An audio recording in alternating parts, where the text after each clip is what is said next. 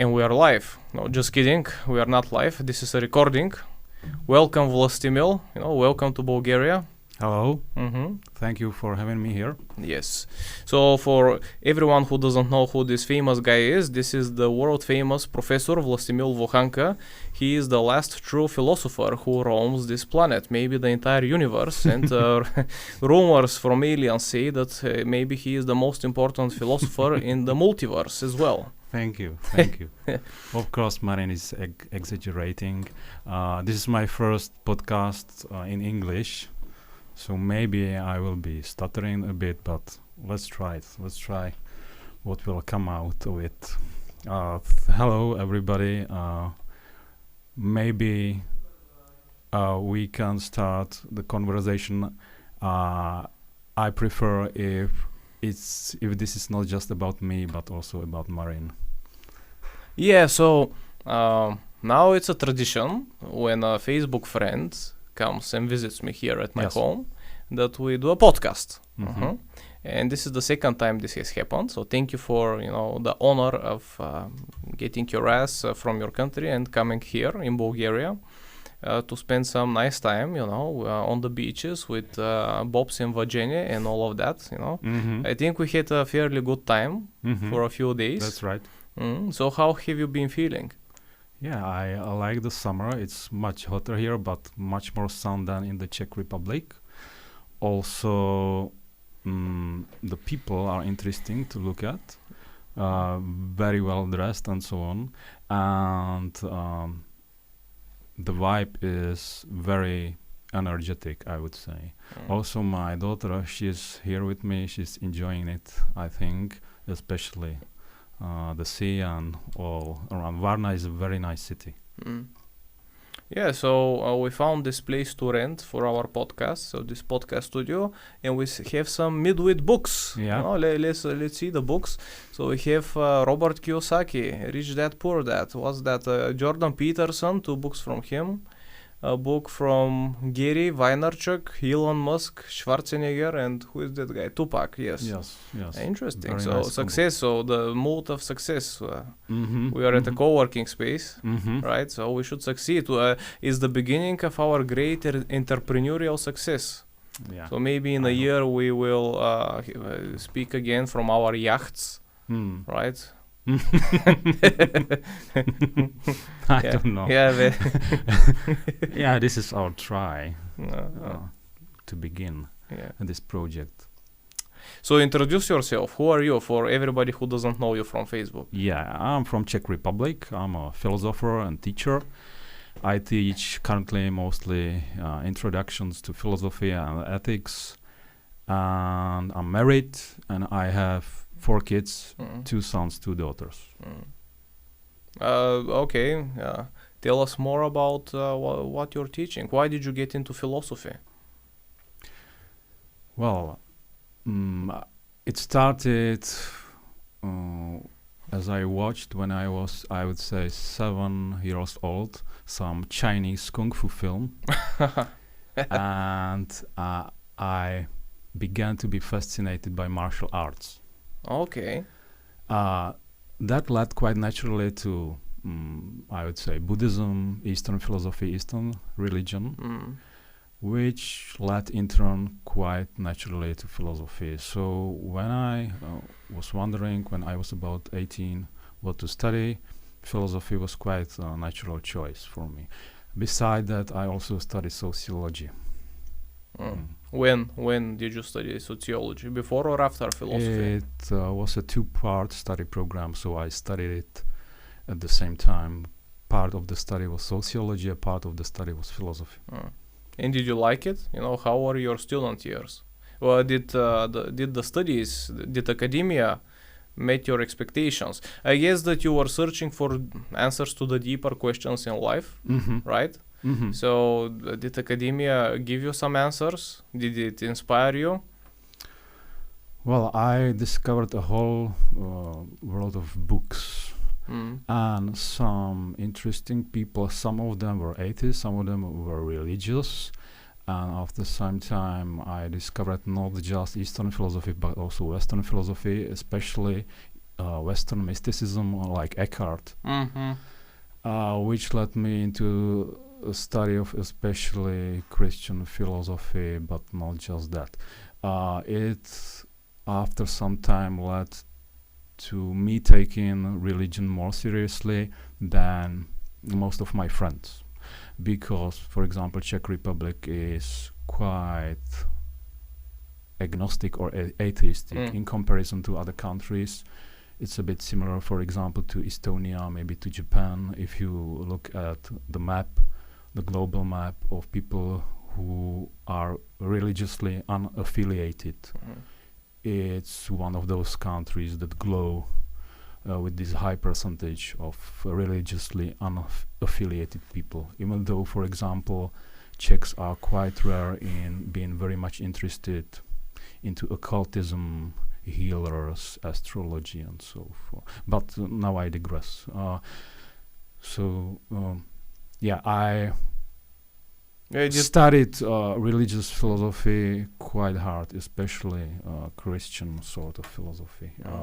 And somehow I tried to integrate it with my interest in Eastern philosophy. And also to somehow maybe justify, maybe integrate with justify against naturalistic philosophy, but also integrate some insight from naturalistic philosophy with my religious outlooks. That's how I would sum it up. So, as someone who was interested in religion, you were a bit like a rebel in your culture. You went against the grain. Yeah, it's quite weird, I would say, to be religious in Czech Republic when you, for example, take a look at sociological level of this. Most people I would say it this way. In most countries, religious people seem to be happier or divorce less or be less ill and so on. But when you take a Czech Republic, some people I know did a research. Religious people tend to be, according to the study that these friends of mine did, more ill, less happy, and not ill just physically but also mentally. And one of the major hypotheses is that when you are too weird, it makes you feel worse. And to be religious in the Czechia is to be a bit weird, because, as I said, Czechia is quite irreligious country. So that's interesting. So in the USA, the religious people are, as you said, there is a correlation. They are happier, healthier. Yeah. And but in Europe, it seems maybe that it is the reverse. Yes. So people who choose to become religious, maybe Europe is more atheistic than the USA. So maybe if you're different in that sense, you must be some weirdo, which is correlated with maybe mutational loads. Not must, but yeah, there can be some correlation. But at the same time, when you look into Czechia at the research of people who are most satisfied with their lives or with their profession, it's priests. It's priests, mostly priests of the Catholic Church. And maybe the factor is that they take their religion very seriously. When you are going to church but you are a bit ashamed of going to church, maybe it stresses you. But when you are honest and frank and very much into it, maybe it gives you more power. And you don't give a shit about being a weirdo. Maybe it builds your character, your strength, and so on. But at the same time, it's also interesting that Czech priests are very, very low when you take a look at the ranking of professions or various jobs in the Czech Republic. in terms of how prestigious these professions are. Priests are very low in this ranking. Yeah, it's normal. I mean, you know, Not everywhere. For example, in the US, they are not as low, but US is quite religious. Yeah, Still quite religious. It's interesting that there is a correlation between religiosity and the amount of porn which is coming out of a country. So Japan, Czech Republic, huge porn exporters, and both are pretty atheistic. Yeah, that's interesting. There could be some correlation. So I wanted to ask you, to return to the previous question, did you find any wisdom in academia coming from your professors, from the institution? So you've studied a lot of things, right, on your own. Yes. But the official lectures, the official professors, were they deep, were they wise, or were they just bored people doing their job? Well, I was studying in 1990s, so it's quite a long time since that. There were some professors, 2 of them, who were quite deep, quite unconventional, I would say, quite old, in their 60s, 70s of age. They were glowing with energy. All right. Okay. So this was quite an experience for me, and they gathered students around them who were listening to them, not always agreeing with them, but inspired in terms of let's take a deeper look at the things. They were, both of these people, or both of these professors, they were very much into medieval Christian philosophy, but also into finding some common grounds with other religions, be they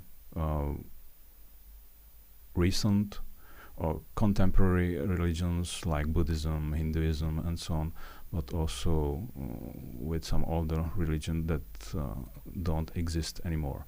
But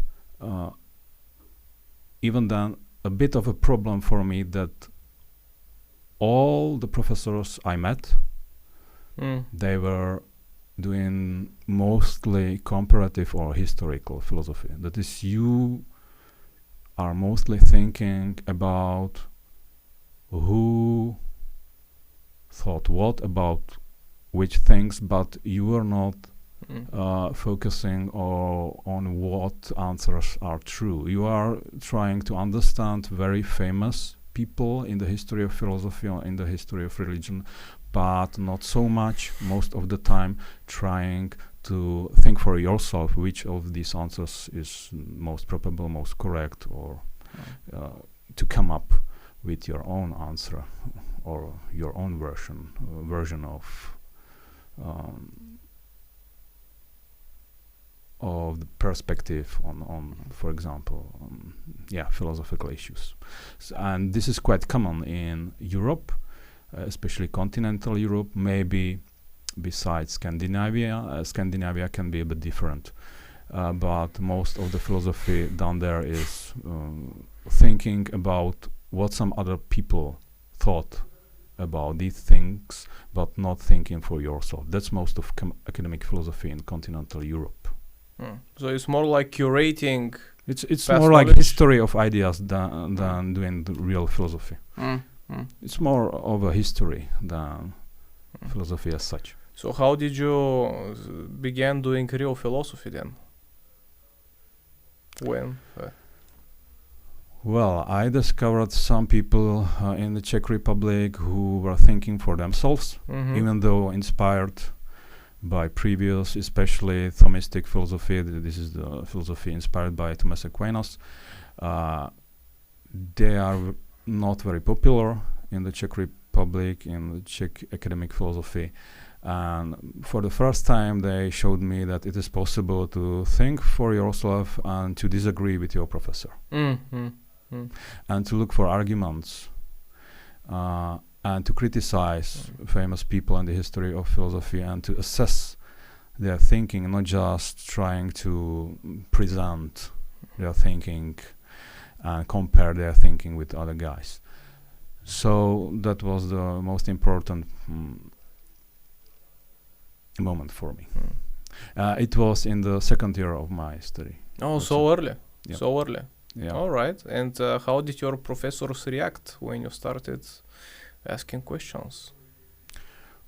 I would say most of them disliked it a bit, but at the same time they felt that I'm really interested into philosophy, so they appreciated that I try to argue in my essays or in my presentations. So it was a bit ambivalent from them. Okay, it seems you have your own thinking, your own opinion. You don't run from presenting your own ideas or controversial ideas. And it didn't cause me much of a problem at that time, at least. So it was, I would say, a good investment of time. Okay, so I think we should actually discuss what is philosophy. Many books are written on the topic. You know, when you type what is philosophy, and many books come out. So can we now discuss some operational definition? One operational definition comes from Alvin Plantinga, who I think is a major, not just I think that is quite common. He's been a major analytic philosophy of religion, but he also has done some metaphysics and epistemology and philosophy of mind. And his very rough working definition that I like is philosophy is thinking hard about anything. Thinking hard about anything. You could say this is too broad, because it also includes mathematics, for example. It includes science. It includes delusion. But by heart, he means thinking properly in a logical way, and the emphasis is on thinking. That is, you don't need in philosophy sophisticated experimentation, sophisticated measurement. You are relying most of the time on thinking logically, analyzing concepts, maybe analyzing your experience phenomenologically. That's describing your experience, the necessary features of your experience, and you also use premises from common human experience most of the time. That is, sensory inputs or consensus or what? Consensual knowledge of scientists. For example, most scientists say that evolution is a real thing, or that Big Bang happened about 14 billion years ago, and you can inspect and explore whether this is true, but you can build legit philosophical arguments which take these claims about evolution or Big Bang as at least probable premises, because if intelligent people, knowledgeable people agree on them, they have quite high probability. So you build arguments from that without necessarily going into probing these claims. That's quite legit. It's not satisfactory. How then we differentiate philosophy from hypothesis building, from theorizing? Well, you build arguments from these premises, but you assess the arguments a priori. That is, by conceptual or logical analysis, not so much by doing lab experimentation or doing some review surveys, questionnaires with people, which is much of social science. You take the premises, you build arguments, and you inspect the arguments just by your own thinking. But this is a gray area because you can combine the things together. That is, you take conceptual analysis or Bayesian thinking, deductive thinking, probabilistic thinking, and you combine it with doing experiments. This is called experimental philosophy. But that's a rather, I would say, tiny, even though growing and more popular type of philosophy. In fact, I am not very much interested into defining philosophy. I find the question quite boring.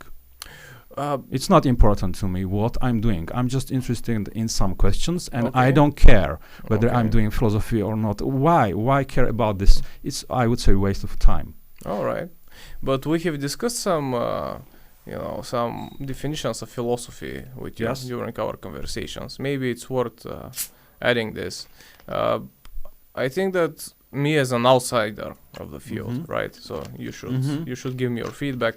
I'm interested.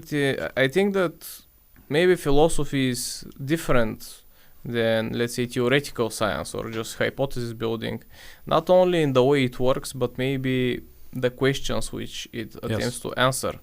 Because ultimately there are some questions which cannot be answered with empirical ways. Yeah, like which questions would you suggest? What is a whole? What is a whole? Yeah, what is a whole? Yeah, there's a nice entry in the Stanford Encyclopedia of Philosophy on wholes. So it seems that the philosophy tries to define the axioms which then the other disciplines like science use in order to start measuring and experimenting. Yes. So that's how I feel it. Or what does it mean for something to be an object? Yes. So where do we draw the line? Because this microphone, for example, right now seems pretty real, like a separate object. But if we take one part of it, or your nail, currently my nail is my own. But if I clip it, is it my own? Is it not? And you can go deep.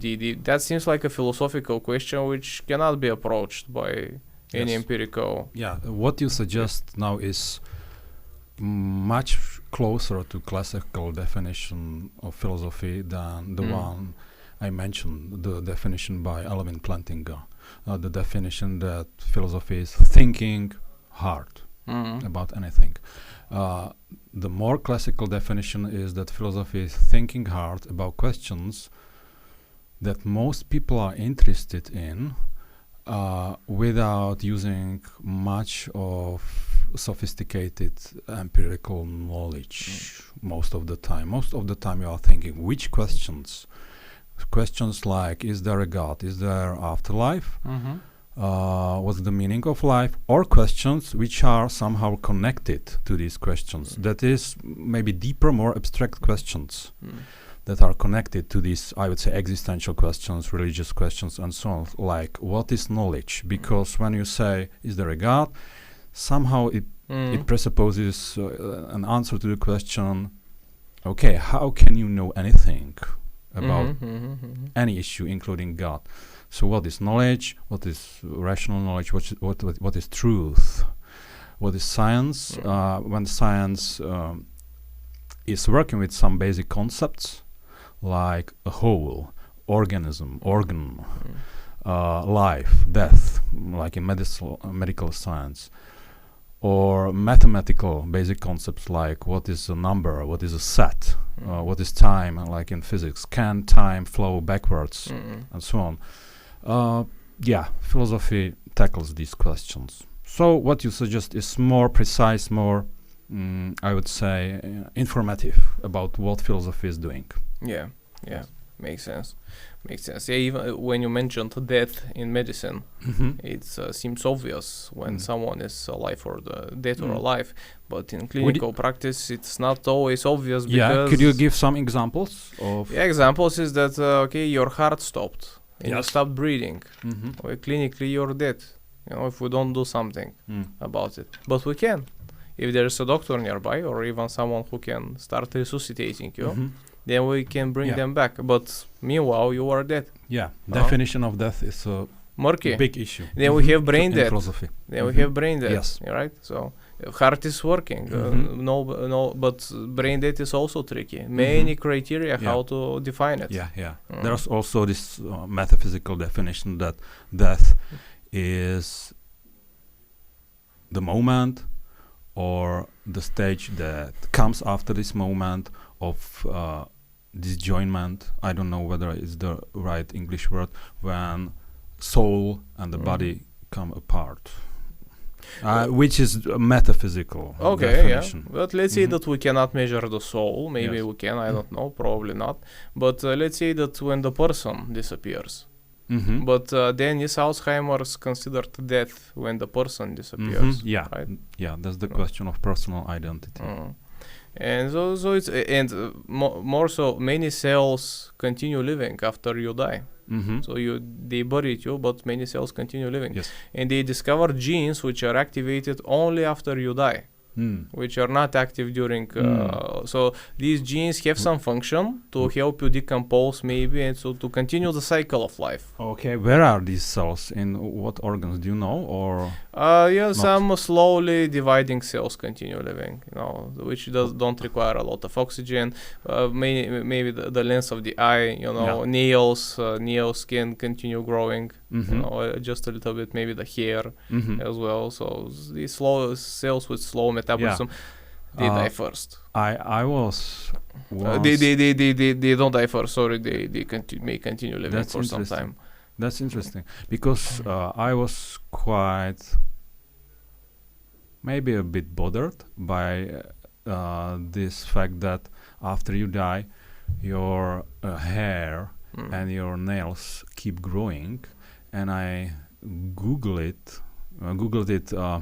I don't know, few years ago, maybe 2 years ago, but very briefly was this search of mine. Very brief, and what I googled is that in fact the nails and the hair are not growing, but the scalp shrinks. Yeah, that's one explanation. That's why it seems like they are growing, but maybe it's a bit I don't know, imprecise, or does not explain everything that we should check it out. That's that's something which I haven't went pretty deep into. But because the classical conception of death in Thomistic philosophy, and I'm not a Thomist, I would say. I was quite fascinated by this during my studies, but I can't say that I'm an advocate of any tradition or any specific tradition. I'm very eclectic in recent years. Yeah, so what you wanted to say about it? I wanted to say that this metaphysical conception of soul and body, and soul is something else from the body, and that I am a soul, in fact, not my body. It seems quite intuitive to me. I also am impressed a bit or quite by some classical arguments for this distinction between body and a soul. But at the same time, I take quite seriously that soul is something that makes the body alive. It makes the body a human body, and after it departs from the body should just start decay, not continue in its common processes. So it bothered me a bit that the nails and the hair still grow. Some genes continue functioning. It seemed like a disconfirmation of the hypothesis that soul is something that makes the body alive, or the human body. But as I said, it's a murky issue. According to my last googling, whether the hair or the nails literally keep growing. But when death comes in stages, when we see that some cells continue living, so that body doesn't die at the same time. Yes. So this is a bit philosophical. We consider the body a separate entity, like this thing, this object, and this is because of our eyesight. It looks like a separate object moving through time and space. But the body is actually a quite huge ecosystem. Yes. I view the body more like an ocean or like a forest with a lot of different things happening. You have the trees, the animals. Yes. So it's not a separate thing. Yes. So we have like between 30 and 50 trillion cells, and so maybe you have like 1 billion chemical processes happening in each cell per second. Like, and all of this has to be orchestrated precisely in time and space so that the body can continue existing. And you have material constantly coming into your body with every breath. So you exchange molecules which were not part of the body. Now they become part of the body, and with every out breath, with every exhalation, now the body loses molecules. Even I'm shedding here right now. So the body is not a thing; it's a dynamic system. It's a process. As I say, the human is a verb. It's not a noun. It's more of an Eastern view. Yes, but it makes sense from science. Yeah. It's not Aristotelian view or classical, I would say.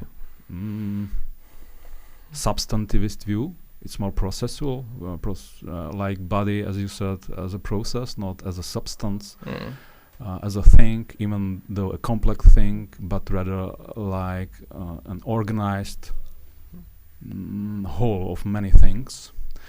And I can understand this, and I think there are arguments, I would say, for both sides, but it seems more scientific, but what you just said, but I would say it's compatible with what you just said.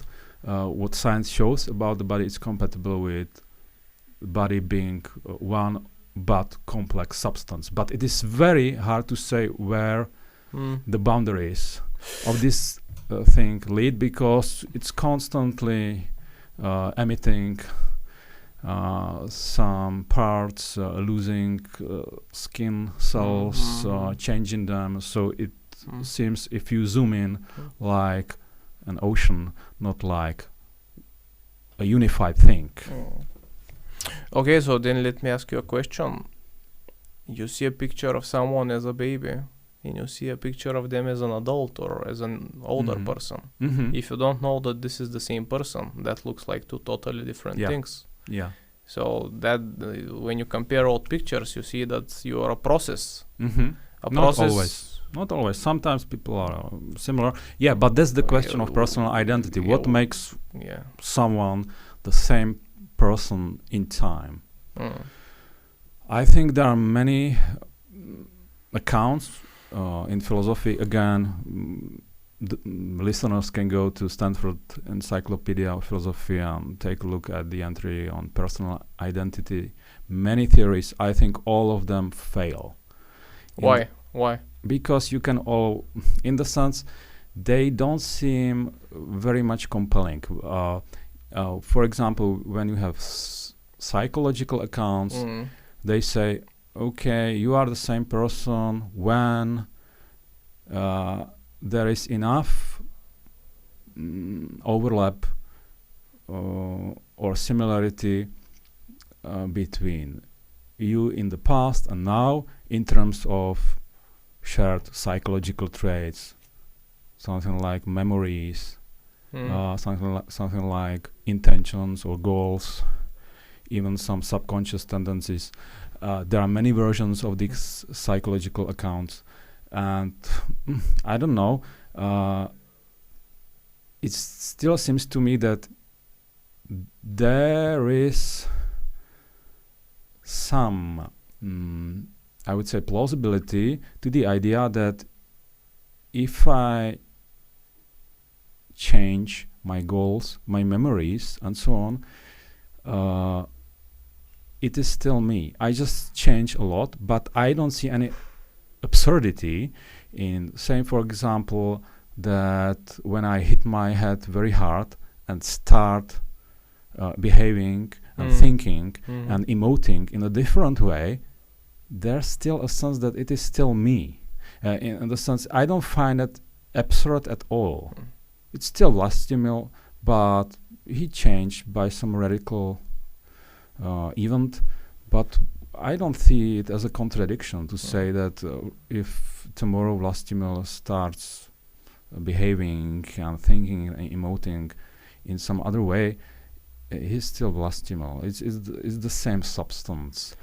There are other accounts, for example, accounts that are based on some physical overlap. There must be some physical continuity between me now and me in the future, or between me now and me when I was born. Again, I see no absurdity in saying that, for example, I could upload myself to a robot or to a computer and still be myself. So I think the concept, I would say this, I ascribe quite a bit of plausibility or probability to the hypothesis that personal identities is a primitive concept that can be analyzed in terms of other concepts.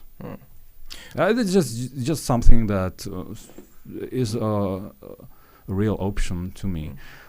And in fact, I'm very much inclined to think that most attempts to analyze concepts in natural language in terms of other concepts fail, in the sense that the definition of the concept that you try to define captures something quite similar but not exactly similar as the concept that you are trying to define. For example, if you want to try to define a set or a chair or a rabbit or a human being, I think some attempts are better than other, but there is something like a conceptual disconnection. It's like you have a hole in some puzzle, the thing, and you want to fill up the hole with other small pieces that they fit exactly into the hole. But they do not fill quite exactly. The concept that you are trying to define has some boundaries, very specific boundaries, and you try to break the concept that you're trying to define into other concepts, so that when you join them together, they just say exactly the same as the concept that you are trying to define.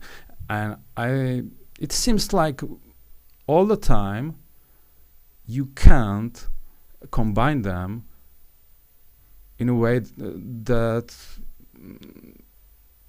captures the concept exactly, because they have somehow dissimilar conceptual shape. Can I try to simplify? Yes. Maybe you're trying to explain color to a blind person. Yes. You use other concepts. Yes, maybe. But they cannot Yes. imagine what you actually But sometimes the attempt to define, for example, color by means of physical properties like wavelengths and so on, it's very practical, very useful. But you cannot imagine the qualia. Yeah, exactly. I want an extreme example. I want to add some comments on personal identity, personhood. Yeah. Now, if we shave your beard, you will lose a large volume of yourself, yet you still be Vlastimil. Yes. If I shave your beard, if someone shaves your beard and chops off all of your extremities, you will still be considered Vlastimil. When you clip your nails, you're still Vlastimil, right? So it seems that there is some personal identity which continues despite the process being so radically changed. So that is interesting. And when you were young and now you look very different, so physically you're a different system. And there are some interesting calculations showing that every 4 or 15 whatever years you exchange most of the atoms in your body. Even in the cells who are not dividing, they constantly change some atoms. So it's like the ship of Theseus, you know. Yes. Yes. You've changed all the Yes. planks of the ship, but is it or some music bands when all the original members are not there anymore, but it's still considered the same band. And this is a bit something like a Buddhist thing or maybe Eastern philosophical thing, that if you are the process, then but you refer to the process as an object, then that's the illusion that the process is the object. And maybe then we can define personhood or identity, not person, maybe personal identity with some causality between the stages of the process. Yeah, that's a Buddhist perspective. Oh yes, pretty much. Any challenges to it?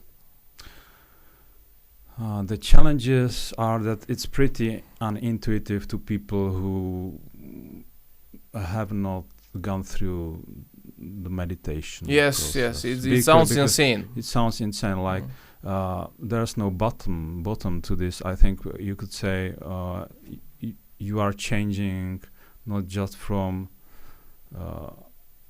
the time 5 years ago and now, but you are changing in every second. Every millisecond. Every millisecond. And in that sense, well, it can be quite depressive for some people when they start to experience this, when they go through the meditation. The dark night. Yes. The Dukkha Jnanas. Yes. Yes. There is also this question whether people are still obliged to, for example, keep their promises because the promises were some time ago. For example, when you marry someone, is it still the person that you married? Are you still obliged? It's still the causal stream. Okay, the causal stream. Like a domino, you know? Yeah. At the same moment, it's not the same piece of the domino, but it's the same causal process. Yes.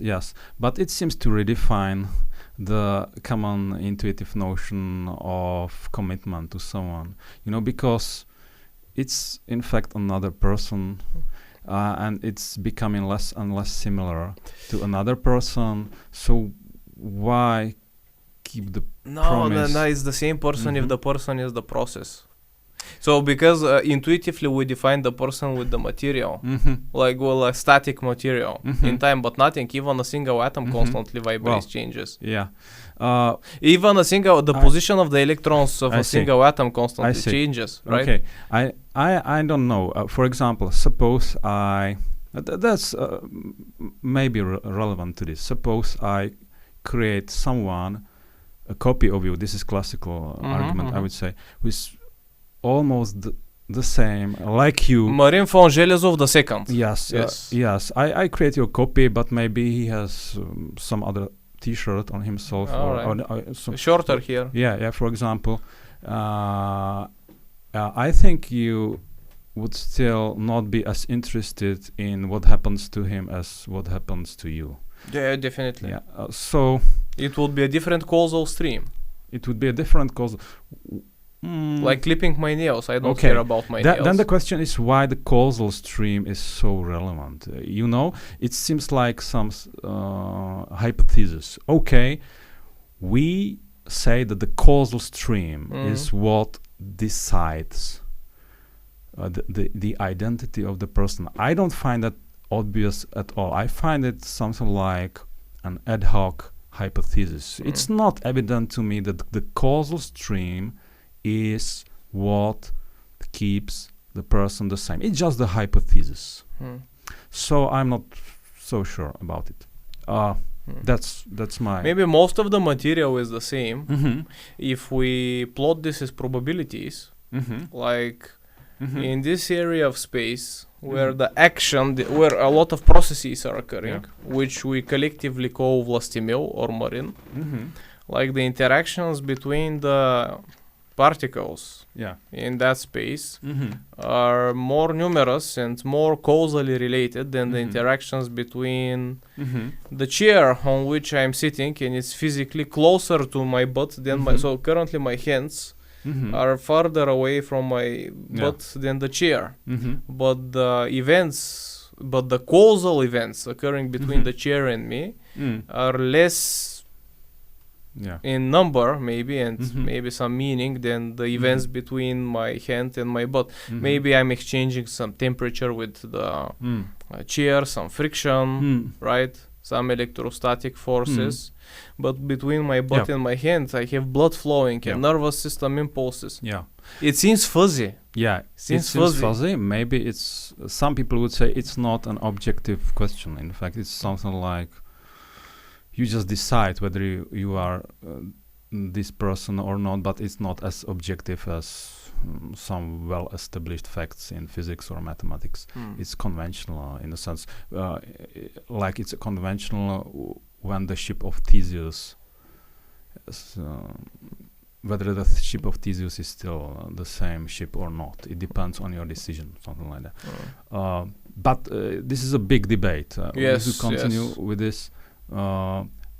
Currently, I'm more interested, even though I haven't researched that in depth, which of these views is more helpful. That is it more helpful for you to think about yourself as a process, or to think about yourself as a substance? Or is it more helpful for you to think about yourself as having free will, or to think about yourself as not having free will but determined in your actions by your previous history, by your previous events in your life? I think that the answer is obvious. Yeah, tell me. Pretty obvious. Whatever we evolved to experience is most helpful. We evolved to experience that we are not a process but a substance. We evolved to experience a self. We evolved to experience that we have free will, to think that we have free will. Yes. So I would say that any other organism which evolved to be enlightened, like to experience itself as a process, to maybe challenge the notion of free will, that organism did not succeed in evolution, did not survive. Maybe it went insane.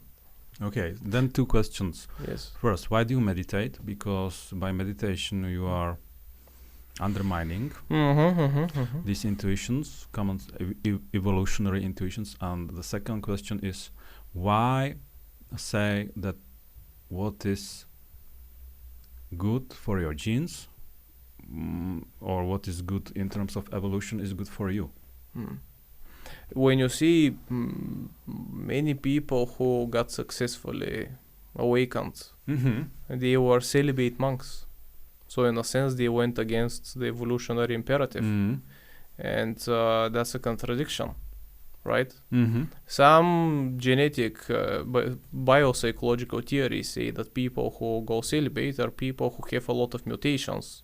So becoming a monk is a way to like get the mutations out of the gene pool. Yes. And maybe focus your efforts in helping the others, like becoming like helping them in some other ways, like the wizard who doesn't have children but helps the population. Yes. But to answer the question, why do you meditate? It makes no sense unless we consider some, let's say, other, how to say it more clearly, unless we take into consideration some of the Eastern philosophical cosmology. If we say, Big Bang, atoms, energy, time, space, you die. And then your atoms become frogs, worms, porn stars, toilet paper, the same atoms will be recycled. And your personal identity was an illusion, right? Yeah. So it ends. You are born, you suffer, your wife cheats on you, and then you die, and your atoms turn into toilet paper, and some porn star is wiping her butt with your atoms.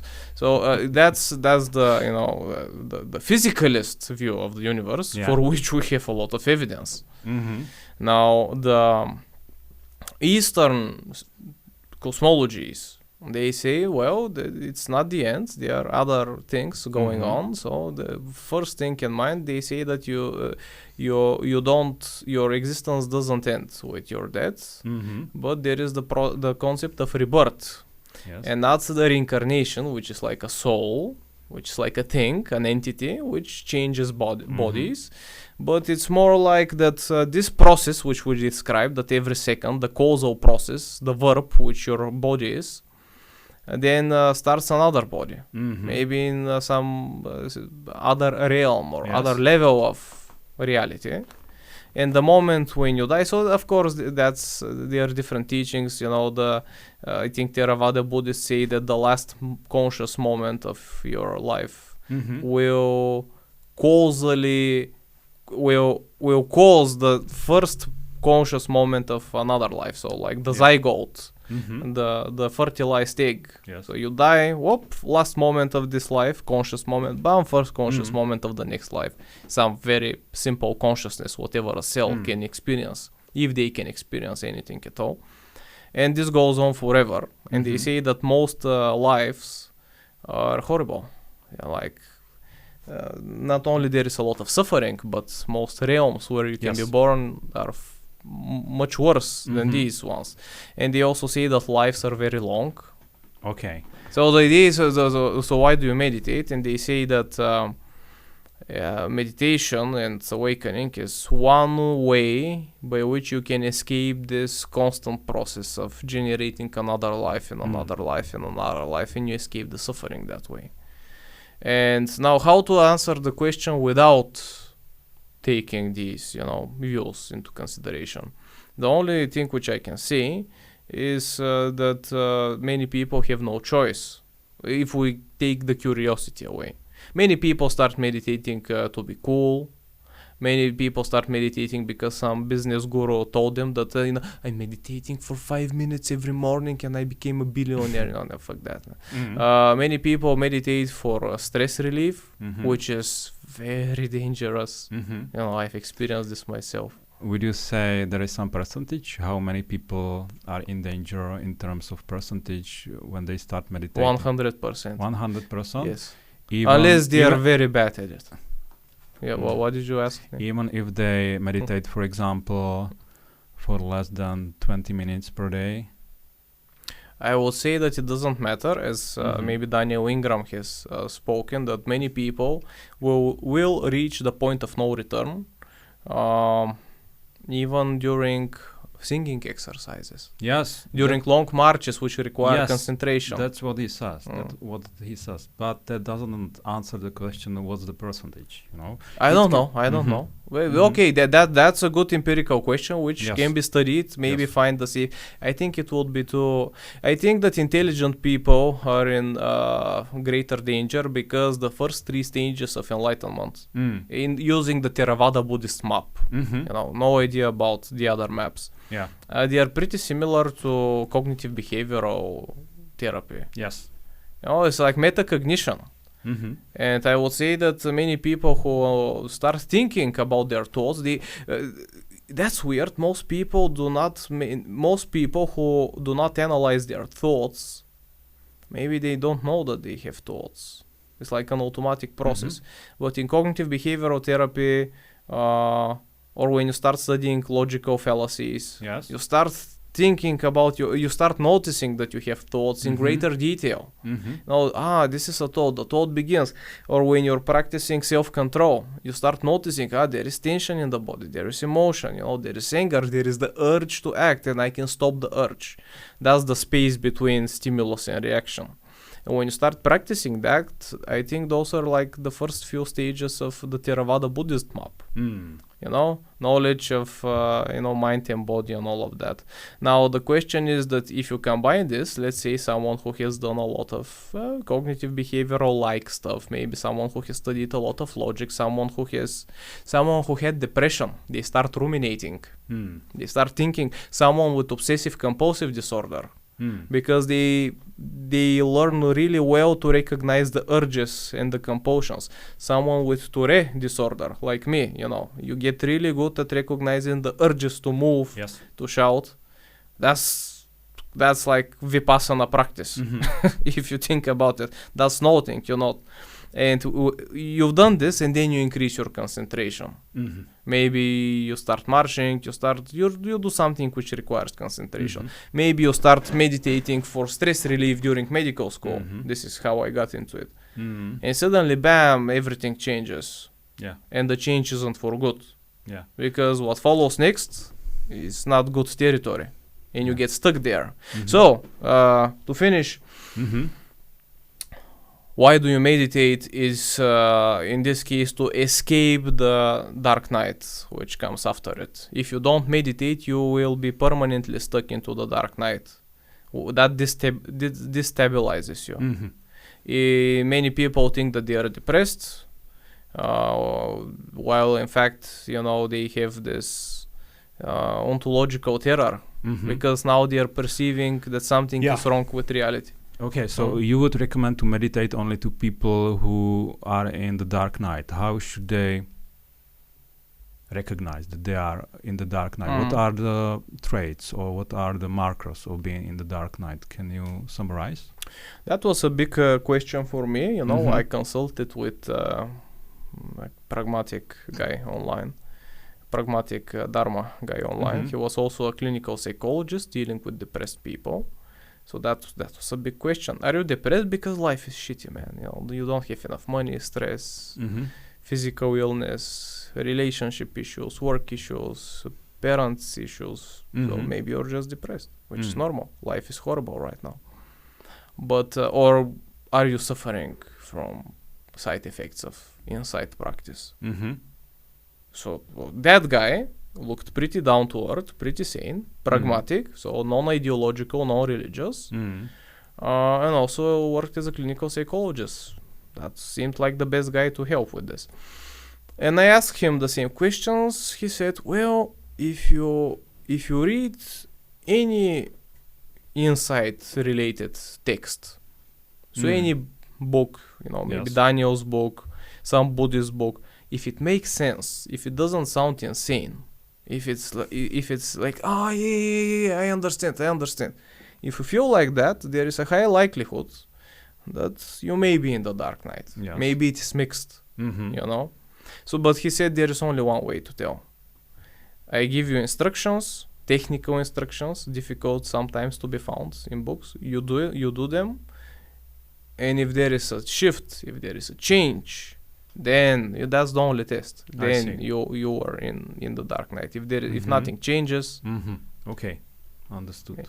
And I think Daniel started this consortium now with other clinicians who are interested in this, so that they could inform clinical practice for the so-called dark night yogis, people who present with symptoms which can be mistaken for depression, maybe mania, the rising and passing away can be highly, highly energetic. But clinicians should be informed. Although I don't see this happening. Speaking about it labels you as insane. Yeah. It's very far from our culture, although this is something which people have been practicing for thousands of years. Yeah. I'm not sure how much time we have right now, but do you want to go through some questions? Yes, we can go. I think we have enough time. Yeah. As much as we like. I have the questions here, but any final comment on this? I think this, when I took a look about 5 years ago on the website, take a look at the website of the Oxford Mindfulness Institute or Mindfulness Center, something like that. They had an article about the dangers of mindfulness. And they claimed, I don't know whether it was based on some massive research, they claimed if you are meditating for at least 40 minutes for more than 10 years each day, then you may be in danger of experiencing some really serious negative side effects of doing mindfulness meditation. Otherwise, you are not in danger. Maybe they would admit that there are some very low percentages for the risk, but overwhelmingly, it seems what they were trying to say, the vast majority of people is safe. But maybe you would agree, maybe Daniel Ingram would agree, there is also one UK female researcher who is trying to show to people that it's much more dangerous. Willoughby Britton? Yes, that's she. In Brown University. Yeah. That the danger is much higher than is commonly thought. Yes. I mean, it's a powerful thing which totally changes your relationship with reality. And now you see women in yoga pants on magazine covers telling you know, I meditate, you know, it's absurd. It's something very dangerous which should be done with care, following a strict system. So they take a small part of it, give it to people. Maybe they experience temporary nice effects, you know, stress relief, more concentration. What happens if they start the process of insight? Then what happens? When you open the rabbit, when you fall, what happens when you fall into the rabbit hole? How do you get out? And how many pragmatic teachers can you find? Most gurus are insane. They make money, or they are like some shamans, you know, scammers, maybe too religious, and maybe you're too rational, will never be interested in belief in these things. So I would say that mass prescribing mindfulness practices is like giving people psychedelics. I don't know. Let's not open this topic. Let's go to the questions. Yes. Jan asks, how certain are you about the things you say? Scale 1 to 10. Yeah, I noticed that question. Well, it depends on what things we are talking about. For example, when I say that I'm religious, well, I'm advocating quite often Christianity, but if you ask me how certain I am that God exists, is triune, and sent Jesus, and Jesus was resurrected and is the Messiah that was expected by the Old Testament Israelites, I would say 50%. All right, that's still no. 50% means I have no idea what to say. No. If you say 49 or 51. Okay, it's quite, I would say, fence sitting hurts the prostate, you know. High probability when you compare it to the probability that people in our Western world ascribe to Christianity. Many people are very certain that Christianity is nonsense. 50% is quite enough, and I think it's enough for me to run something like Pascalian Weger argument that it's worth trying to live as a Christian. Yes. Yeah. There are some other things, but maybe this one is quite the most important. If someone asks me about what is your credence or your probability or certainty for philosophical things, because when you say this about Christianity, it implies many other things, like, for example, existence of soul or afterlife, or what afterlife is like, and so on. So that's short answer. I want to answer the question too. I have no idea what I'm talking about, so I would say 1. I'm not certain. Not just kidding. You know, depends on what. Depends on what things. For example, in my practice as a doctor, the things which I have seen consistently to work, I'm pretty certain. Although I also leave some. I would never say 10. Because I'm too high in openness and I constantly want to learn. So I'm someone who changes their beliefs. You're like that too. So we were we've been communicating for some years now. We've had some disagreements, and each has been able to show the other person good arguments. Most people, when they argue, it's like me versus you, while people like us who seek knowledge and wisdom and truth, it's like me and you against the problem. I understand. So we don't care. I don't care whether I'm right or not. What does it mean? You know, I care about truth. And if someone can help me along the way, it's something. Next question from Irena: do you like snails? I'm quite indifferent to them. I like them maybe a bit more because I know you and I know you like them very much. Maybe I find them more cute than before I met you. Why do you like snails so much? I cannot answer this question. It is totally like Jordan Peterson's last chapter in his Maps of Meaning book. Is the divinity of interest. I see. The interest chooses you as a vessel to be manifested in the world. I have no idea why I like snails. Since when have you liked snails? One of my first memories is like how I loved snails. I was drawing snails. I was collecting snails. I had mini expeditions to find snails, and I was fascinated by giant snails in a book. And at a later age, a few years ago, I was able to get some. No idea, you know, it's totally not rational, non-practical. So why does the universe want me to be interested in snails? What will come out of it? We will see, you know, we will see.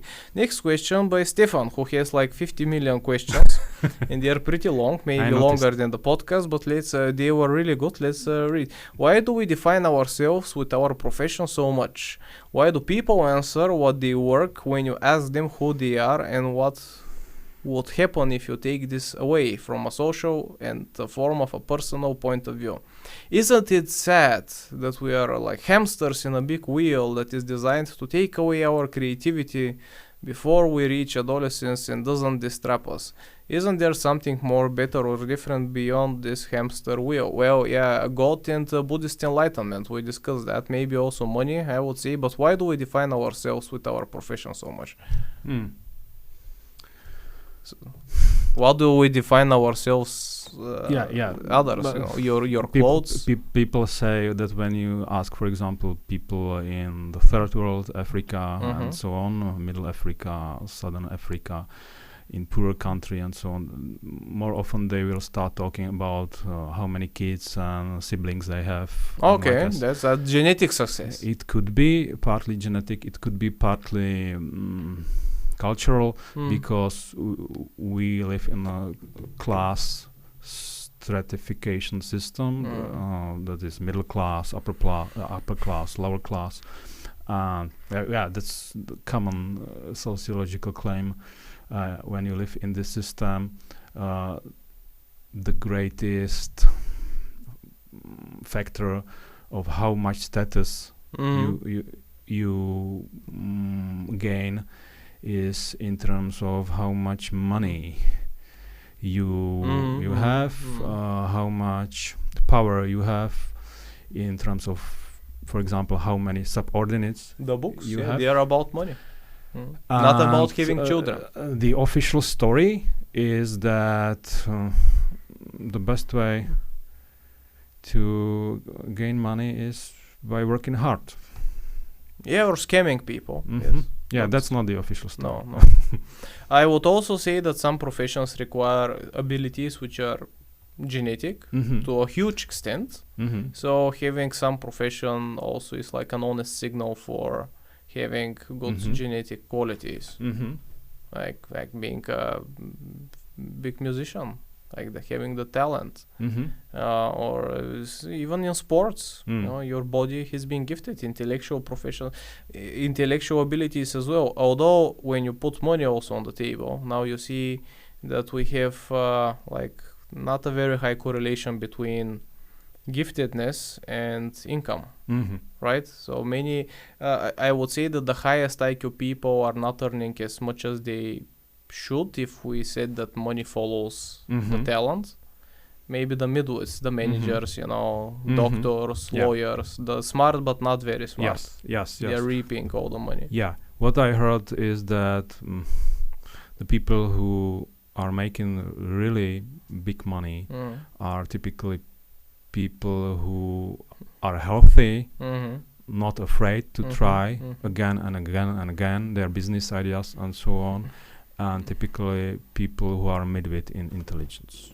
We use electricity right now to record this podcast. Tesla died poor. That's the last thing I would say as an answer. Next question. Why does fantasy vaporize with age, and why does it get harder to peek through the keyhole beyond this reality the older we get? Maybe the first part of the question is different than the second part. Why does fantasy vaporize with age? Well, people do get more conservative with age. Yeah, yes, maybe evolutionary. Yes. When you are younger, it's you explore options. Yeah, you explore options. It's more smart evolution-wise. Later, when you gain resources, it's better to play it safe. Yeah, you have tested working strategies. Why change them? As long as they work. Yeah. So you become more conservative and something like that. Yeah. I don't think that you are capable. If the second part of the question is a bit spiritual. You know, why does it get harder to peek through the keyhole beyond this reality? I'm not sure whether it was easy ever to peek through the keyhole. That requires tremendous amount of practice using specific skills. Yeah, it can be easier in some countries outside the West. Outside the West, to encounter really strange events and phenomena. It's more often, for example, to encounter something like magic or exorcism in countries that tend to be poorer, more in the south than on the northern part of the globe. Countries that are in general more wild. A guy with a fedora will say that these people are uneducated, so they have irrational explanations about natural phenomena. I'm not sure we can explain away everything of this, but some of it or most of it can be explained away, I think, by something like delusion. Superstitions and all of that, but some things cannot.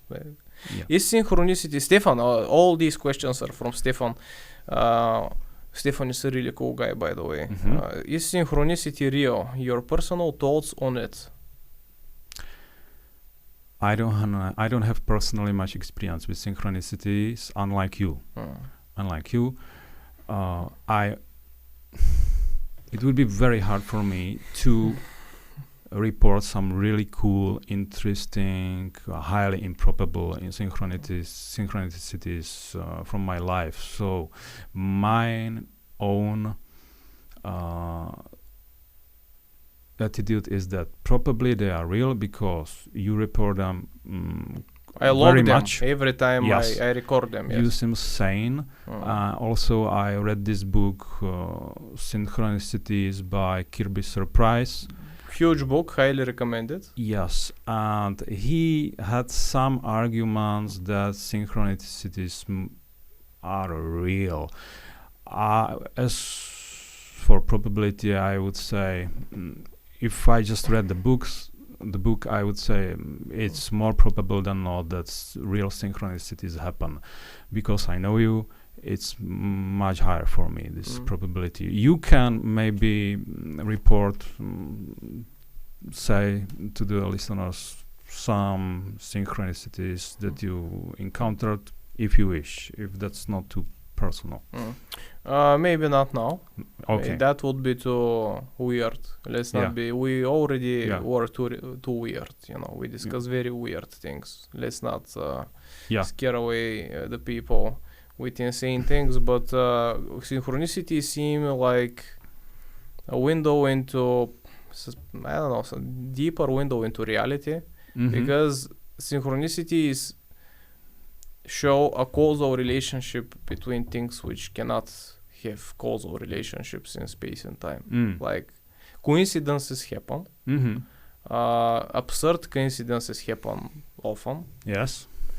But if they happen all the time to a single person, which cannot be explained, you know, and if they increase after, for example, drinking coffee or meditating, you know, then it's weird. Yeah, this Kirby Surprise mentions in the book some experiments that were done in a lab with I don't know if it was throwing a coin or a cube, and the people who were throwing the dice, they were trying to wish that the dice lands in some way, and the trials were quite many in quantity, and statistically it was quite improbable that the results would be by chance. This is the only, I would say, non-anecdotal evidence, major non-anecdotal evidence that he cites there, that he refers there to. I know one friend of mine, Czech philosopher Jan Votava, who wrote his PhD dissertation on these experiments. But that's not synchronicity. That's not synchronicity, but somehow it maybe raises the plausibility of synchronicities to happen, because it is some evidence for influencing reality by your wish, by your intention. Kirby Surprise tries to integrate this with some interpretations of quantum mechanics. I'm not so sure these interpretations are the best. More like string theory, and he says that use this as a fictional model and not as physical reality. Some explanation how it happens. It's weird, it's weird. That's like unexplainable. A skeptic will say, well, just coincidences. Well, If there are too many of them, it's and too precise and multi-step. I have to check my notes. They are a bit scattered, but I have recorded most interesting things. You have many. And I sent all of them to you regularly. I started recording them just to see whether there is something there. Yes. And when there are several multi-step things, that's like what? Yeah, you also tried, you said to me, this dice experiment or something like that. We've tried the dice experiment. We threw dices 900 something times. We were throwing 6 dices at once, me and a colleague who is also interested in these things. We wished for 6s. In the beginning, we got a lot of 6s, like a lot, obviously a lot. And we got very pumped up. Yes. And previous experiments with like mind over matter, yes, they show exactly the same. In the beginning, you do get a lot of hits. Afterwards, when you get fatigued and bored, they fall. This is what happened. So we started getting a lot of 1s. And we got scared that we will get a lot of 1s instead of 6s. So we were only thinking and discussing about 1s. Let it not be 1. Let it not be 1. So we were focusing on the 1. Yes. At the end, we got, I think, 25 or 26% 1s. Yeah. Which is from 900 and whatever. Maybe the dice are crooked. Maybe. All dice in the same way. Yeah. You would need good dice. We should try with another pair of dice. Yeah. But this is something which we did for fun. It was very exhausting. Throwing these dice, recording all of that with you. So we got drunk afterwards and talked about women and easier things. Yeah. Better. So, better, much more fun. Yeah. After these many trials. You mentioned that we need to bring back fraternities. Can you dig a bit into the how and why? I think it's not controversial in some internet circles. Men are lonely on several levels, but one of these levels is men are starving for good male friendships. At least some males, at least some men lack good friends, really good friends. I'm so lonely that I had to bring you from another country so that we could talk. Yeah. Literally. And one of the best way to have good friendships is to have something like your own club or your own pack or a circle of really good friends who are focused on the same or similar goals, who support each other. This is, I think, very strategic, even in terms of just success. That is, you inspire each other to get better, to promote each other, and so on. This helps in many ways, I would say. So that's why. If you are lonely, it's really hard to achieve anything great, I would say. You become destructive. with maladaptive coping patterns. Yes, maybe you could talk also about biological effects of loneliness. Yeah, you get sicker, you get more cancer. Yeah. Cancer is more aggressive. It's really hard to substitute good male friendship with being in good relationship with a woman. Impossible, or with kids. not hard. Impossible. Mhm. Impossible. And how?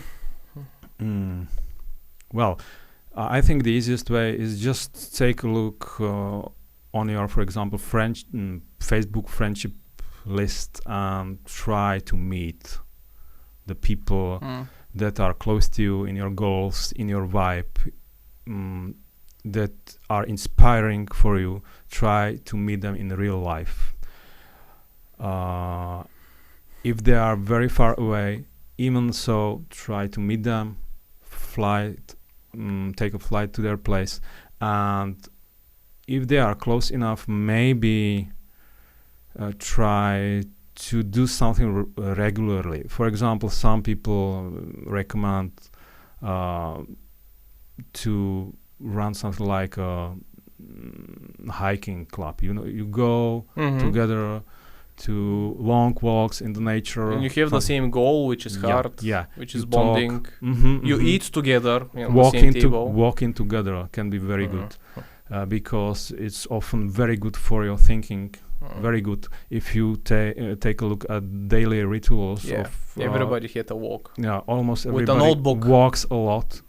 With a notebook to record ideas. And sometimes it's really good to walk with friends. Yes. Especially in nature. So maybe run together or gather in a gym, in a fighting club. I don't mean... In the library. Yeah, in the library. I don't know. Must be cool library. Something like that. I think these are the main options. But the first step is to find people that you find inspiring. If they are far away, at least try to meet them in real life. I would say it's difficult to find wise people. Interesting people, and when everybody starts vomiting their maladaptive thinking patterns to each other. Can be true, but some people find others inspiring, even though you and me wouldn't say. Never meet your idols, Yeah. That's something. Maybe we should start answering this faster so that we have a lot of questions. Yeah, maybe faster. Okay. I will try to be also less verbose. 2 questions for me. Why youth should consider medical practice as a profession instead of research degree? This is from Habib. I recently was on Habib's podcast, so I just will refer people to listen to it because I go into huge detail there. Long story short, you cannot have a research career. You cannot be, it's impossible. Maybe it's like being a rock star or a football star or whatever. You mean it's exhausting? Impossible. Like how many musicians become successful rock stars? It's very improbable. Okay. Very improbable. So you start hating science. Medical degree also very exhausting, working with sick people 100 hours a week. So just listen to the podcast. I give ideas how one can become a scientist and be independent. I just anybody who wishes to become a scientist, I recommend to them to get another degree in something which makes money, like data science. Although AI can change that, but data science, because the skills you develop in data science are also translatable to making science. And you can make money on the side and do science in your free time, and you can have free time, whatever. Listen to the podcast with Habib. Stefan, another long question. What's wrong with the medical system? So digitalization and the state of things where everyone and everything is, this is still Stefan, is connected. Doesn't being so close give us the fake sense that we are similar while we are not? Where is this mix of belief, cultures and faith taking us? On a very basic level, if we take the supernatural for a fact, how is a European Christian believer or not important, affected by the supernatural in, let's say, Indonesia? Basically, he asks how does a Christian integrate the supernatural in his worldview? I think we should get Georgi to answer this question. Yes. Georgi will say this is coming from the devil. Maybe he's right. Yeah, if it's not Christian miracles, so he would say it's deception from devils. But it's real. But it's real. Yeah, and he's interested in that. He says that it's real, but you shouldn't mess with it because it won't get you into a nice place.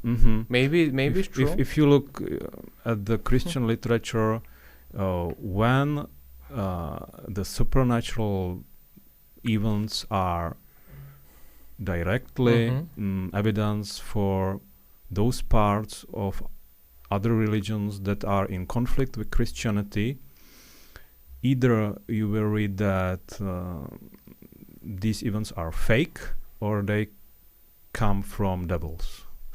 But when the events are not straightforward evidence against Christianity, Christians will say typically or mostly that they can be real. Like when some Hindu will pray for his daughter to recover from some serious illness, many current Christians will say, okay, God healed her because God is good, God is everywhere, and he prayed to God. He prayed to God, and God can supernaturally heal a Hindu, even if they have in some other parts of their belief wrong conception about the nature of this God. But if the father was praying, for example, and saying, okay, when my daughter heals, it is a sign from the Hindu God, which is real, and a proof that will come that the Christian God is fake, unreal illusion, then the reaction will be typically, let's take a closer look at the evidence, whether this is really well testified, and see whether it's real, or sometimes they will say, okay, this was the deception from devil, if it seems like the evidence cannot be easily explained by self-deception or deception on the part of the human beings. All right, next question from Stefan. Why do such questions come to mind only when I have escaped from my daily grind? I think this is fairly obvious. You change from execution mode to exploratory mode. Also, there is the thing about the what was the name? The diffuse mode network. You've heard about it? I don't want to go into detail so that we can cover more questions. But maybe, Stefan, you should look into the diffuse mode network. There is a book called A Mind for Numbers. I can't remember the author's name. Check it out. The answer is there. Again, Stefan, how do psychedelics change our perception of reality? I don't want to address psychedelics. That's a big rabbit hole. Do you? I don't want to discuss that. Maybe we'll leave it for last if we have time. Okay. Psychedelics is a very huge rabbit hole, which I'm not a fan. Yes. I'm not a for various reasons. Yes. I won't read the other question. It's a bit too. It's too political, man. Unfollow. Right. Next question from Tsvetelina, and this is something which I would love to answer. I have more simple question. Does love matters? Should we look forward to it, or is love just for keeping us? So she asks whether love is real or just some illusion which urges us to reproduce. May I address this first? Yes. Yeah, this is something which I have a strong opinion on. Yes. Both are true, which are not non-contradictory. Love is on the phenomenological level is true. Like, you really experience that. It's strong. I mean, we're addicted to it. Yes. That's the front end. The back end is some calculation why you should experience that. But people mix the back end with intentions, meaning that, well, you don't really love me, you are doing this just to reproduce or just to extract something from me, which is deception. And deception is, again, intention on the phenomenological level. So, let me give an analogy. If I move my arm, am I really moving my arm, or is it just some mechanical processes occurring? Both are true. Yes. Right? The movement is real. You can experience that. Yes. And let's go deeper, pain. Because it's easy to say love is just chemicals, man. It's like saying that movement is just biomechanics, right? Both are real. Yes. So how does the phenomenal state manifest through the material realm? Or maybe they correlate, but how does it happen does not take away the raw feeling. Now, if you say that love is just chemicals, okay, I will kick you in the balls, I will set you on fire, and I will tell you, yes, I understand. It's just chemicals in your brain, man. You know, it is just chemical. Why are you screaming so loud? It's just chemicals. You cannot explain the phenomenology away. So both are true. It's a real thing which evolved for the purpose of reproduction. Does it take away from the magic? Initially. And then you get used to it and can enjoy it without losing part of the magic. Maybe what can be lost, I would say, is when you study a lot of female evolutionary psychology. Maybe then you get black-pilled a little bit, which is bad. Do you want to add something? I once You're writing notes. Wrote a paper about whether loving someone, be it a real person or a fictional person, it could be an atheistic stance that when someone is in love with God, that's a fictional person, whether it is good for your happiness, whether it is better for your happiness than most other things. The evidence isn't clear, but I would say it's more probable than not that people who are happy more often than not are experiencing loving relationships, or at least it seems to them that they are in loving relationships with their partners, children, siblings, and so on, and that it pays off to risk such a relationship. It is a risk because you can get divorced. Some of these people who are very dear to you can die, and so on. But the evidence seems to be tilt in the direction that it is good for you to strive for loving relationships, be they with your partner, your kids, your siblings, or maybe God. But these are data from several last decades. Maybe it's harder and harder to be in such relationships. Next question from Veronica: how to stop suffer? How to stop suffering? I think we cannot answer this. On global level, not, but we can give some advice. Transhumanism and enlightenment, basically. The materialist solution and spiritual solution. Yes, something like that. And you are very good in giving some very practical advice for how to reduce one's own suffering. By transhumanism I was joking, with as a doctor, most of suffering is biological, psychological. That can be addressed. I have a functional practice. I work with people with brain, mental health issues, very clearly resolved, very simple steps. Reduce inflammation in the brain, immediately people feel better. I've seen dramatic improvements. I've stopped the voices of a schizophrenic patient. Only he has schizoid disorder, hears some voices, knows that they aren't real, but they stopped only when he went gluten free. Then he ate some wet cracker or whatever, and the voices returned. He stopped the gluten again, voices diminished. We have an explanation, the mechanism. Many people, this is something I want to say, many people who search for spiritual stuff actually have a biological, psychological, psychiatric, whatever issue. So you should first work on that. And for example, the Buddha was explicit. You should be happy, well-adjusted, safe, successful in life before you attempt these practices, because they are destabilizing. So if you're a suffering person. But many people who are suffering are searching for an escape, and they turn into spirituality. Yes. And that's bad. Fix first the. Yes. Yeah. Exactly my opinion. I would say biology, you are expert on this. Meditation, if you are, as you said, in dark night. Otherwise risky. I would also say on philosophical level, try to find what you really desire.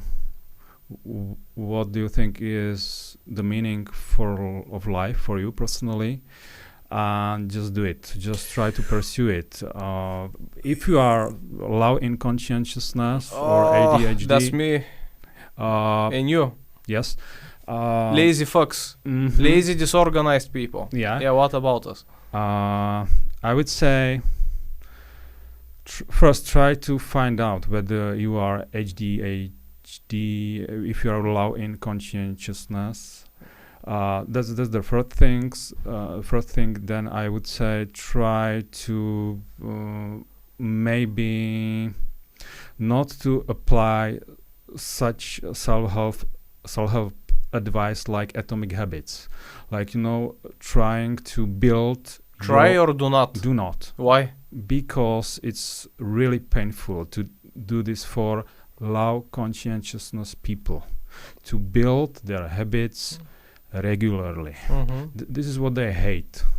To do something regularly, consult your diary, many little things scheduled in your diary. You understand me? Yeah. I think you should more often try to raise your motivation by, for example, resting a lot. And when you get bored, you have enough energy and you feel motivated to do something, do it very intensely. That is try to do it as long as you are having fun. It can be, for example, you need to write a paper. It is difficult that you don't have a deadline, but if you are, for example, trying to write a book, don't try maybe to write book every single day in the sense few paragraphs, few pages. Just try to motivate yourself with reading about authors, and when you feel motivated, start doing it, and maybe go writing several hours. But I think we digress too much from the question. I think we digress too much from the question. Sorry for it was about people who are. The question was how to stop suffering. Yeah. But I think that's a part, because some people are depressed because they don't know what their meaning of life is, what they really want, and if they do know, they can't start doing it. I just want to say that you are preparing a course on the meaning of life. Yes. In a way which isn't cringe.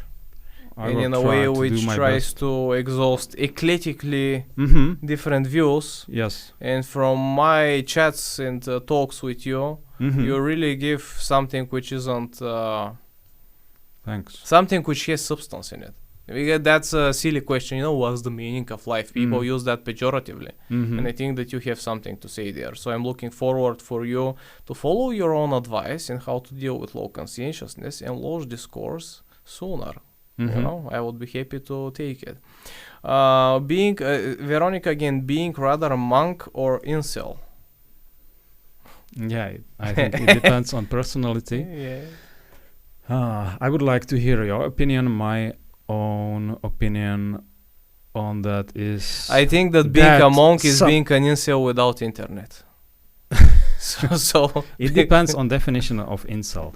If incel is someone who can't have sex, who involuntary is involuntary, in celibate, and can only maybe sometimes buy a prostitute, go to the Philippines before becoming a monk. I think this is very controversial theme, and I would rather prefer not to comment on that. I mean, we discussed magic and all of that, and God. How many people did you make angry about the religious stuff? And we made every religion angry. With we discussing forbidden topics. And so, go to the Philippines. See, there was this case about a guy who wanted to, unalive himself, and he went to Mexico for hookers and drinking, and then he decides, fuck it, I will live, So before becoming a monk, maybe, the not relationship advice, maybe spend some time fun. What is your inner picture of heaven and hell? No, I don't think we can answer this. I think we already addressed many things here, right? That would take 2 hours to answer anyway, and we won't get any satisfaction. No answer. Stefan has wrote a mini dissertation, which maybe we don't have time to read it, but we can answer his questions in private afterwards, right? Why does reality sometimes feel unreal? Maybe stop drinking, stop taking drugs. Just kidding. I see something static NPCs. Maybe not a good idea to answer that. It's too political unfollowed. What do you think, Veronica again? What do you think about long-termism? You can answer this. Try to be concise. Well, I think long-termism is a very probable position. It's the claim that you should be very interested in long-term consequences of your actions, that these long-term consequences are the most important thing, typically, about your actions, whether you should take some action or some other, but it's very often really hard to figure out what the probable consequences will be. It all even seems to me that the more you know about the issue, the more you study it, the more evidence you have. Very often the evidence is very mixed, and it's very hard to figure out the long-term consequences because it is so difficult to aggregate the evidence. I would say that for me, I see how it can be abused, like the greater good. Maybe the better long-term consequences would be like letting old people die in the hospital, because then the family won't spend a lot of money for their care, and they can have more children, more success, more time, more peace of mind. So long term for humanity, it would be better, like let grandma die. So that you see how this can be abused. So right. So I don't know. Yeah, makes sense. But when you put it into practice, it's a bit dangerous. Becomes abhorrent. A bit dangerous. Yeah. Stefan has another problem which you will answer in the comments because it's more technical. He wants some links. What is Veronica again? What is your biggest problem here? Not on Facebook, in general, in life. What is your biggest problem? Maybe personal problem. Not taking action, laziness, or fear. Maybe. Not laziness, disorganized. We are disorganized. Oh yeah, because we're high in openness, but we work all the time. Not enough focus, I would say.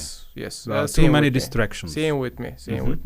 Veronica, is philosophy dead? Replaced? No, we answered that question in the beginning. Stefan, something which we won't have time to read. We will answer in the comments. Veronica again, which philosopher is your favorite and which one is useless and why? Maybe answer this in the chat, unless you wish to answer now.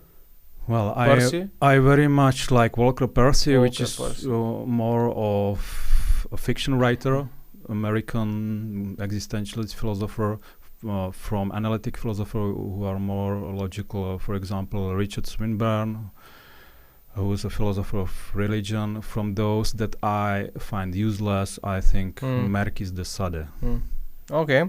Veronica has a lot of questions which we can answer in the chat. So 2 more. Akata asks, is there such a thing as a good woman, or are every single one of them intrinsically hypergamous and are unconsciously hiding it? Maybe Raul Tomasi can answer that question.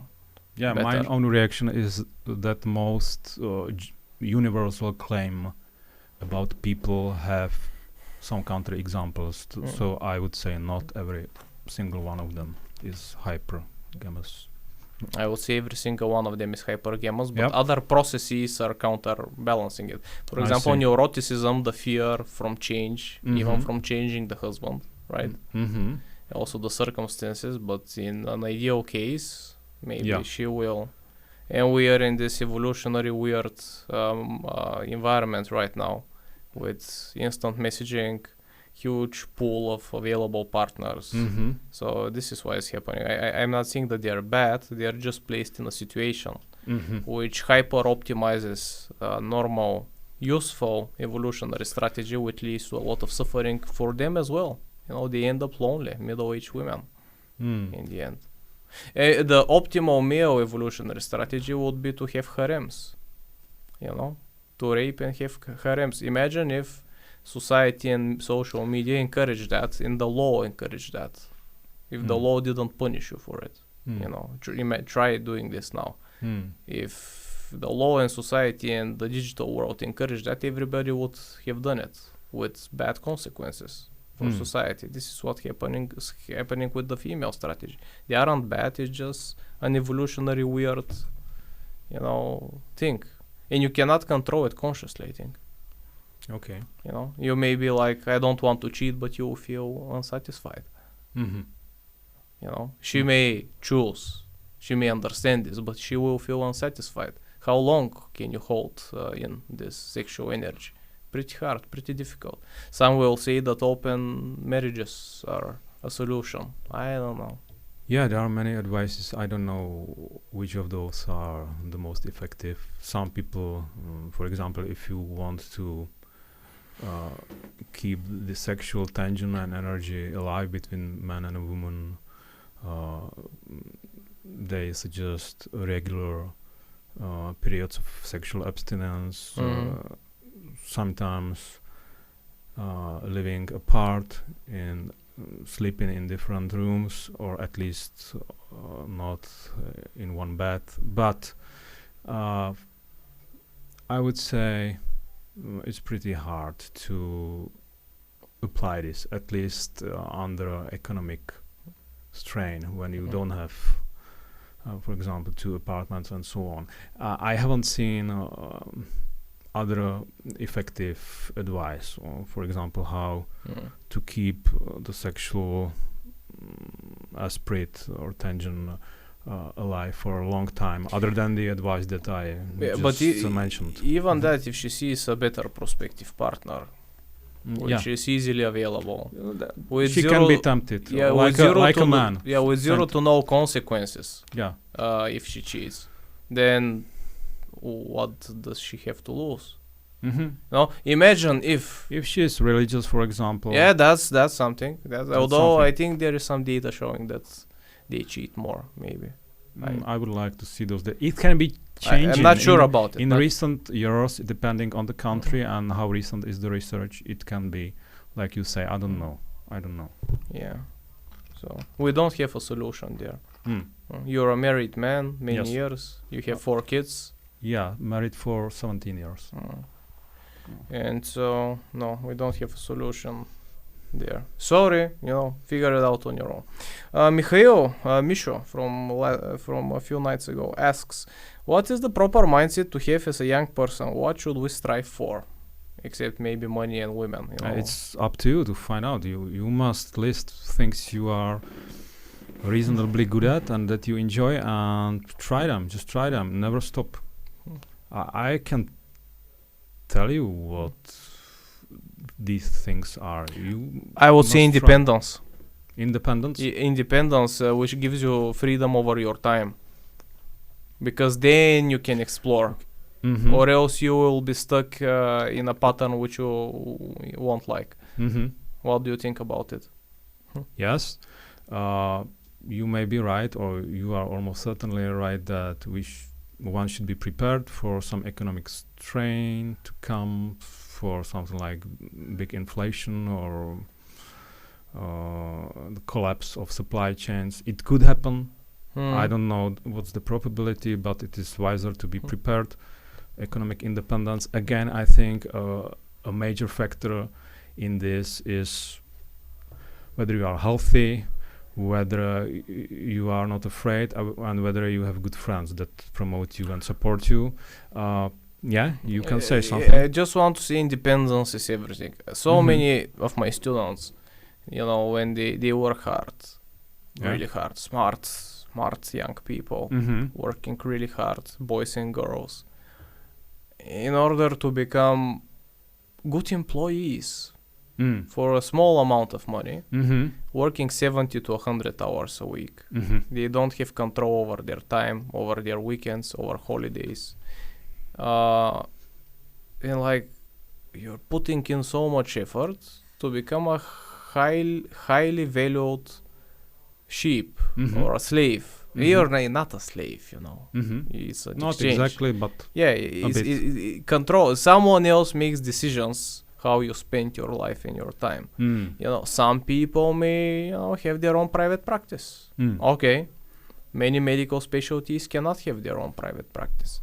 So why strive so much to lose your independence? Now I know that many people cannot use independence properly. Maybe low conscientiousness, maybe IQ, you know. But independence, because now I only recently tasted some form of independence, right? And the feeling is really good. And the feeling that independence is possible. Money is the best supplement. You know, money, if you have money, stress goes down, you have options. It will do more for your testosterone in reducing stress, improving your immune function than all drugs and supplements which I know of.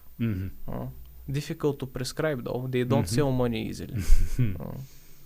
They usually sell it with interest. You have to return it then. So that's it, independence. Yeah, I think we went through most of the questions. I omitted some, like, is it better to be a dog or a human? You know, that's what's required forever to tell. I think this was weird. I wouldn't say fun, but pretty weird. You know, we covered some things which, fuck it. Let's leave it like that. What are your last words? My last words would be maybe to add to the independence advice that you just gave. I agree with some people, including Jordan Peterson, that it is quite important to learn to think and write properly. That is, to think and write in argumentative way. By which I mean you have some claim to defend, you define the terms, you have arguments regimented, you come up with objections that really bother you. Don't list objections that are stupid or common. Try to stillman the objections and try to assess whether you have really at least relatively convincing replies to those objections. Try to think and write this way. Not always. Sometimes it is good to be chaotic or disorganized. It has good vibe to think and write sometimes, like, for example, like Nietzsche. But try this organized, logical way of thinking and writing. You should create a course teaching how to do that. I encourage you to do that. Yes. Or else, very few people strive for truth. Most just want to be right. Just to dominate. Very few people. The thinking process which you described is, someone who strives for truth uses that. For the rest, you don't argue with them. You learn MMA. Only way to solve arguments. I see. You argue with people who know how to argue, who know how to structure their thought, who wish to find out the truth, who know how to present their idea in a structured way. With the rest, you learn MMA. That's it. Do not cast pearls in front of swine. It's a good theme to end this show on. Okay? Anything else? No, thank you No, very I much don't have for anything else. inviting me. No, thank you for coming to Bulgaria to meet. It was nice. We continue our discussions offline and also online. Find us on Facebook. Where can people find you, learn more about you?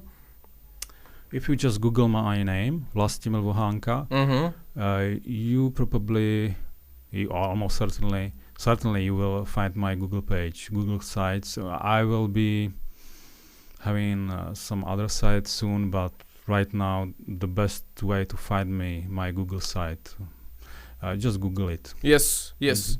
And people should be looking forward to your course on meaning of life and how to think. Both courses, 2 courses. Buy them, give him a lot of money so that we can support independent thought. And, that's it. That's it. Thank you, and see you again soon. Bye. Thank you. Bye. Goodbye.